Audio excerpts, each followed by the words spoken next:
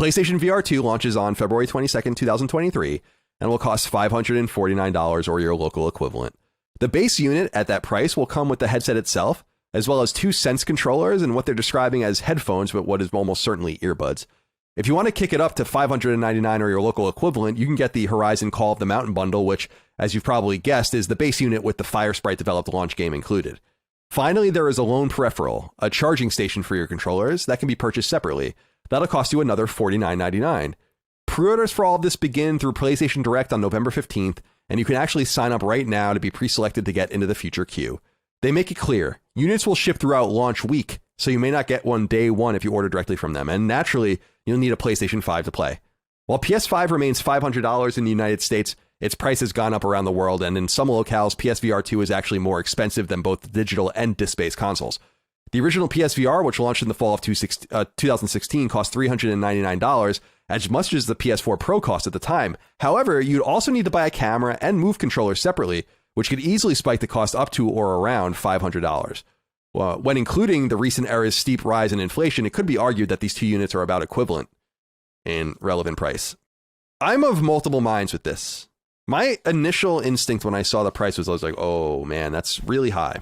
And that remains my instinct. I think that is a really high price. I think it's a lot of money to ask someone to buy or pay for something. But I do think it is fair to say that the situation is different. The technology is different. The economy is different. The value of the dollar is different. Where I think what victimizes PSVR2 more than anything is its timing. I think it's just hard in this economy for Sony to say, you know, we need you to pay more for this than you, or about what you pay for your console for this. And I think the price is clear that it was supposed to be $499. I don't know that it's that inappropriate for them to ask what they're asking for it. I just don't think the timing is good. So there is nothing you're going to be able to really do about making that price seem more inappropriate or more appropriate when gas is $5 a gallon, when people are getting laid off by the thousands, when interest rates are going up, when inflation is through the roof. It's just bad timing. And that sometimes happens. Right. Well, and that's the thing is there's no argument that the PlayStation VR 2 is going to be a higher quality, higher fidelity, have more interesting features than the Quest, of course. But, and again, this gets into the software stuff. Half of those games they showed yesterday run on Quest. And when you're looking at it from a value... Some of them run on PSVR. And some of them run on PSVR, exactly. So when it comes down to it, and here's the thing too, is that a lot of people, when they are interested in getting into VR, there's like, they want to play those core games, and they all run on Quest too. And that's the thing for me, is that I think that $550 is justified for what they are showing, the specs. You know, I think that I was hoping that because of the lack of a internal processing, that maybe that could bring it down, or maybe there would be some subsidy in the reliance of trying to sell software to kind of lower the price. But the big thing for me is just that they haven't shown us enough thing that shows us, like, to show a consumer that wants to get VR, like, hey, you should invest in this because of these high quality games that are so much better than anything you can get on a Quest. Or these IPs that you really love, you can't get those games on your Quest. Sure, Horizon, that Horizon game looks really cool. Really excited about it. I hope it's great. But like, imagine a 3-tier punch where it's like you've got Horizon. Okay, people are interested in that. Astrobot, a follow-up to one of the greatest VR games ever. And 3, Half-Life Alyx. Imagine if those were 3 things that they announced, or I guess 2 new things that they announced along with Horizon. I think the conversation would be very different right now. But instead, we've got 5 games that run on Quest, some of them that also run on PSVR. Ultimately, the only thing that matters really is the perspective of the consumer, and the consumer is going to be... I don't see a compelling case for the consumer here. That is a lot of money to ask people to drop on a VR unit, especially when the competition is cheaper. And yeah, sure, it's like, oh, there's a lot more power, but most people don't care about power. Like, the Switch is exploding. consistently, constantly. How many? I mean, people barely even care if their games work. What was it? Saints Row selling like 1 million? Like, yeah. 15th best-selling game already of the year. Yeah, so like, yeah, that's a compelling reason for maybe enthusiasts and people in media, and maybe even for the manufacturer themselves. Yeah, I could see why they would justify that price, and it makes sense. But that's going to be a hard sell against the Quest, which you can hook the Quest up to your PC, and then that plays all of your Steam VR games that maybe you have and sitting around doing nothing. And does the PSVR do that? Is that the capability that it has? Like, is it like, do we know? Yeah, I don't know. I don't think so. I doubt it. So that's another thing where it's like, yeah, I could see that maybe being something like where it's like, okay, well, yeah, it's a more powerful thing with better controllers, and I can use it to supplement my existing like kind of VR back catalog if that's something that you have.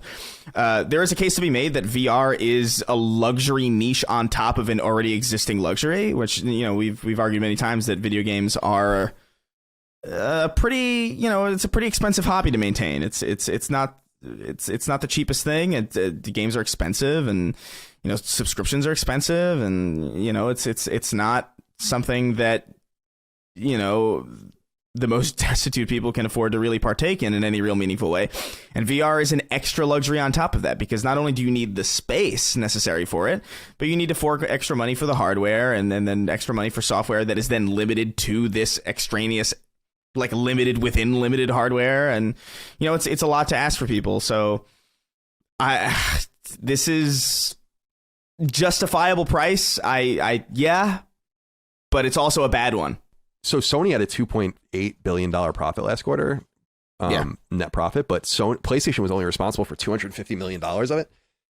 Now, that's profitable. It's a lot of money, but it's not enough to incur hardware costs, losses. And we knew at the time that PS5, when it was launched, was sold. PS5 was manufactured during the beginning of COVID, launched during COVID, and then the crunch on production and shipping began during that early era of PS5.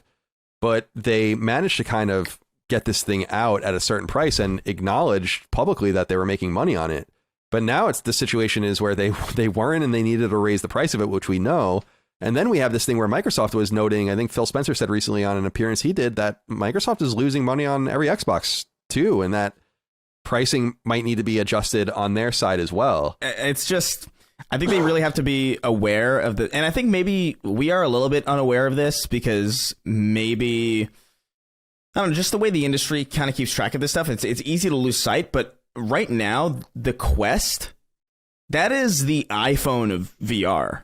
Like, it is a remarkably simple, remarkably elegant tool that is selling really, really well, and everybody in some way, shape, or form has experience with it. And that is remarkably stiff competition. We don't hear about it because VR is obviously like way more niche than a cell phone. You're not going to run into people on the street carrying their Oculus Quest. But it's an insanely popular unit, like unprecedentedly popular, especially in VR. And yeah, blew by PSVR's sales. Yeah, and so you've got to Sony just has to understand that their competition is not some obscure, it's Oculus.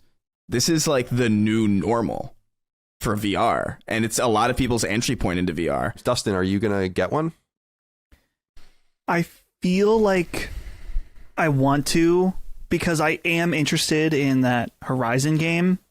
I know that you don't require us to buy something like that, but I do feel like I'd be able to provide valuable feedback if I buy it and play it, because I do care about VR quite a bit. It's a safe write-off for you, my friend. It is a safe write-off. So I think I am going to buy it, but I don't think if I was in this situation, I would. Just because I would want there to be more titles that I want to play. Yeah. Yeah, I totally agree. I did enter you just can sign in and literally click a link and you get added, I guess, to some sort of list that... Is there a link for that? Yeah, I think I saw I can send it to you. Yeah. I think it was in the PlayStation blog. Send it to me. And you just log into your PSN account and you just click it and it says, okay, thank you for clicking. You've been added to the list or whatever. So there'll be some sort of pre-order list. I don't know if it's actually going to happen or not. Chris, I assume that means that you're also interested. Yeah, I mean, I'm echoing Dustin's sentiment where like if I wasn't, this wouldn't be compelling to me as just a base consumer, but I do think, you know, I like VR a lot. Obviously, safe write off, that helps. But I already have a Quest, and so like if I was just on my own and I wasn't doing coverage of this thing, I'd probably wait a while, and it would be very easy for me to say like, yeah, don't rush out to get this thing. I mean, we said that for how many months with the PS5, and that had like, you know, in comparison, you know, that had a little bit more better to games. It. Yeah, definitely. So if that wasn't worth it at launch, this certainly probably isn't going to be, especially technically is more money. But I'm curious about it, and like we said, we cover this stuff, so yeah, I think it's worth just noting that that PSVR 2 is going to be a niche item. No one has to buy it to be part of the show. Who even knows how much we're going to talk about it? It seemed like when PSVR came out, when I was doing PS I Love You back in the day, that we would talk about it way more than we ended up talking about it. So I don't think there's anything to really worry about from that point of view. But I'm the same. I buy all PlayStation products when they come out, and so I'll be there day one to see what it's all about. But the real test will be if it stays out or not. I put my PSVR away before very long.